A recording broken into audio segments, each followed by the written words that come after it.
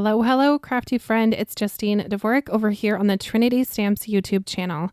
Today I have a fun card with this Norse little Viking guy being the star of the show. He is called Norse Gnome from Trinity Stamps. You can see a good look at him. He's actually one of the bigger gnomes, and I think that the size is just perfect for my vision for what I have envisioned for this card.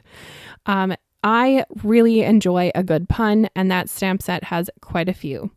I'm also going to use items from this die set, which is part of the emergency card die set that is called number 3. I'm going to use the top part that is kind of like the land, but it does have a double slider option, and I can't wait to dive into that one day. I'm also going to use this halftone texture stencil as well and make kind of a fun modern background for my little gnome Viking guy.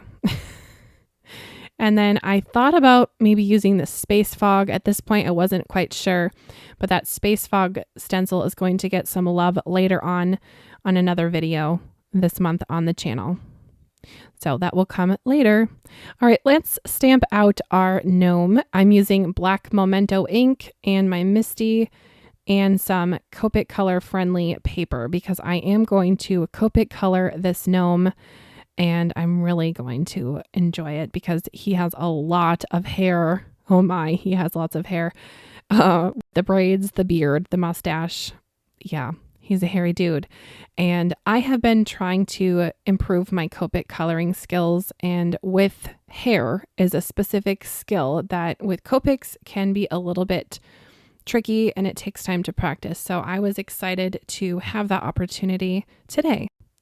So I'll put my stamp away, clean it up, and I will speed this part of the video up a little bit because I definitely take my time when I am Copic coloring, and I just enjoy every minute of it. I love everything about Copic coloring. It's just so relaxing. It's like watercoloring for me.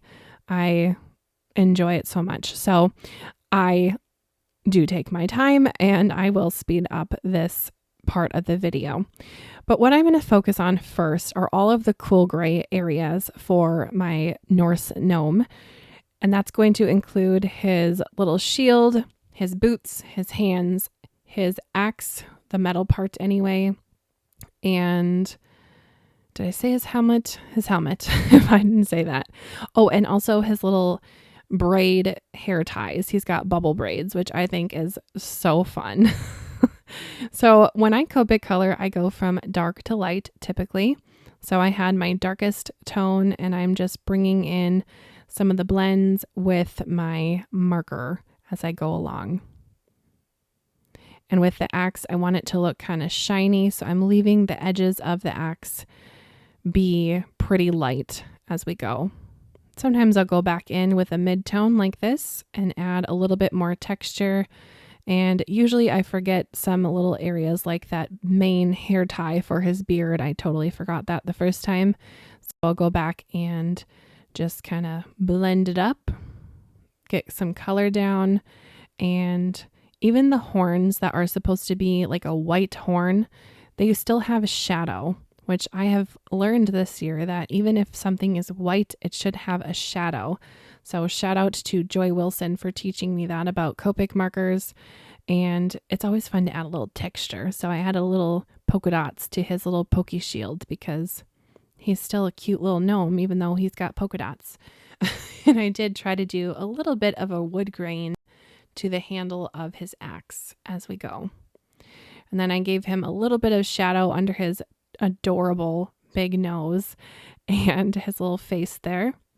Then we get into the most exciting part, which is the hair, which probably was the most exciting part about this card for me specifically.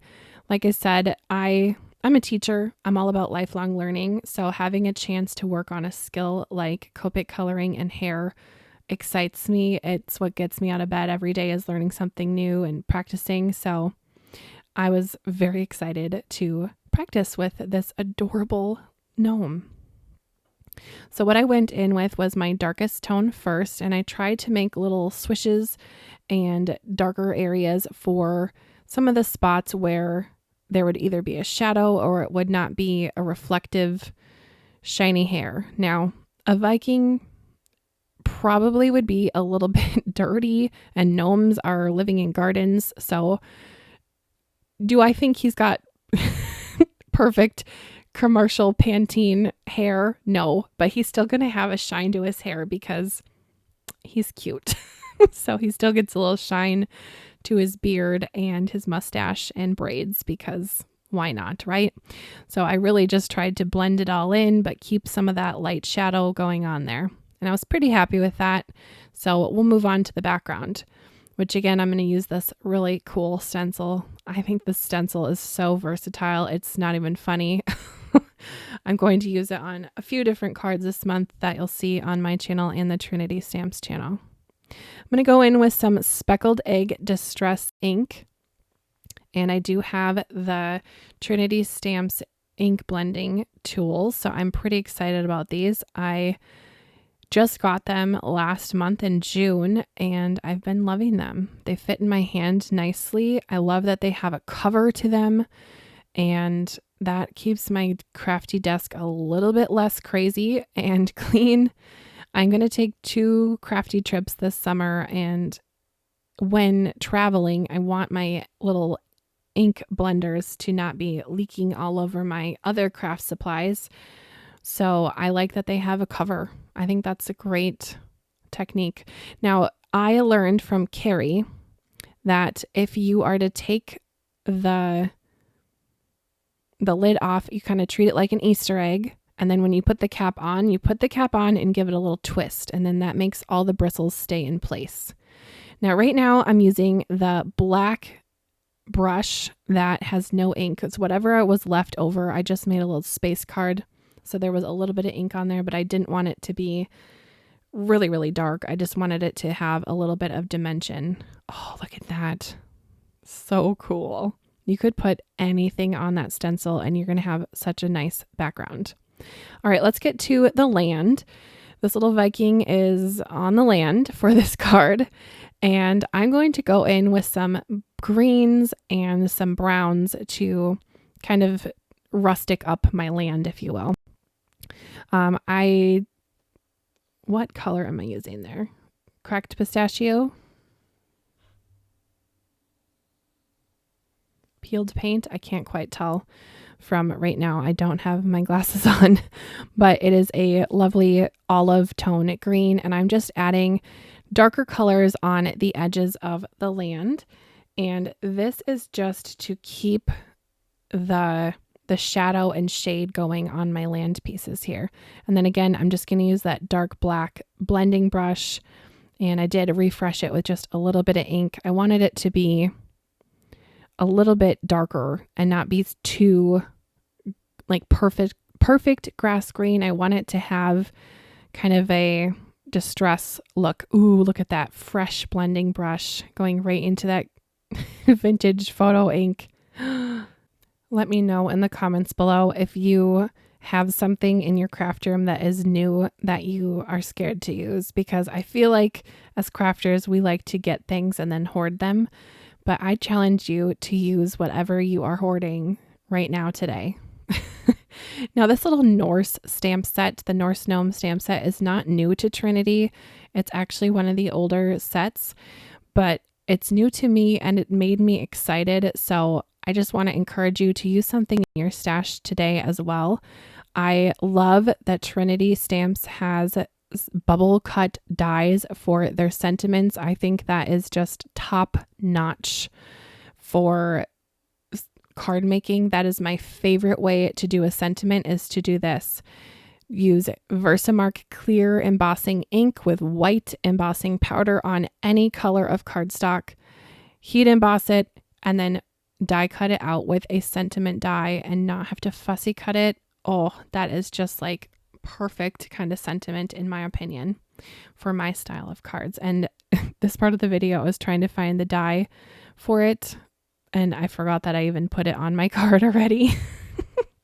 Have you ever lost a die mid-project? I feel like we all have. If you have, let me know below. Okay, well, that little die is going to go right under my little gnome, but I need him to have more of a scene in the background, but it's going to be a modern take on a scene. So I'm just using a scrap of blue cardstock that I had in my blue scrap bin, and that is going to just be like a hint of a water in the back. Now, 3 pieces of land was just too much, so I'm just going to add 2 of them, and I'll use the other die cut piece on something else another day since it's already all set to go. But sometimes when you're working on projects, you have to know when to edit and to say, maybe not have 20 embellishments or something like that. I'm never going to be the person to tell you to take the bling off your project. But with this, I think 2 land pieces was plenty. So I'll just add that right on the bottom.